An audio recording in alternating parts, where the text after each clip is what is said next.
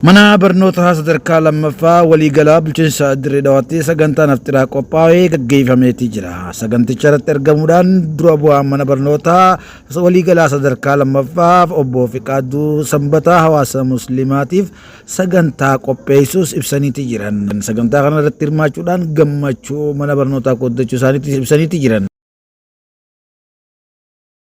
Sagantaa haftiraa mana barnoota sadarkaa lammaffaa waliigalaa bulchiinsa Dirreedawaatti qophaa'u irratti itti gaafatamaan biiroo barnootaa bulchiinsa Dirreedawaa obbo Sultaan Aliyyii argamuudhaan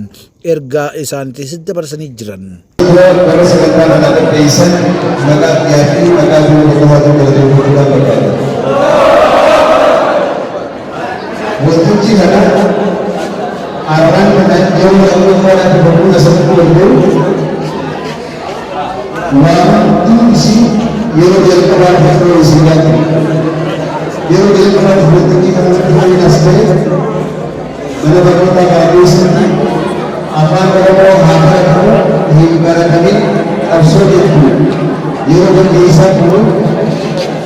kalau kamu boleh lagi mungkin akan kamu akan apa boleh serta kamu sudah sampai kalau del kabar fitro nanti arah kalau del kabar after week mana barnota karena sendiri buku apa ya asal turbe alhamdulillah banyak sekali membantu absen buku jual bagian jual jalan jual buku jual buku kaisan baju kaisan buku lagi jalan ini bani ini kau itu absen dia terus berlawanan itu dan wali itu ada dan tidak sedar itu arahnya menunjukkan Islam segala ibadah dan dia bisa berdiri sudah beri baik-baik akan bekerja dia sudah bisa jika masalah mereka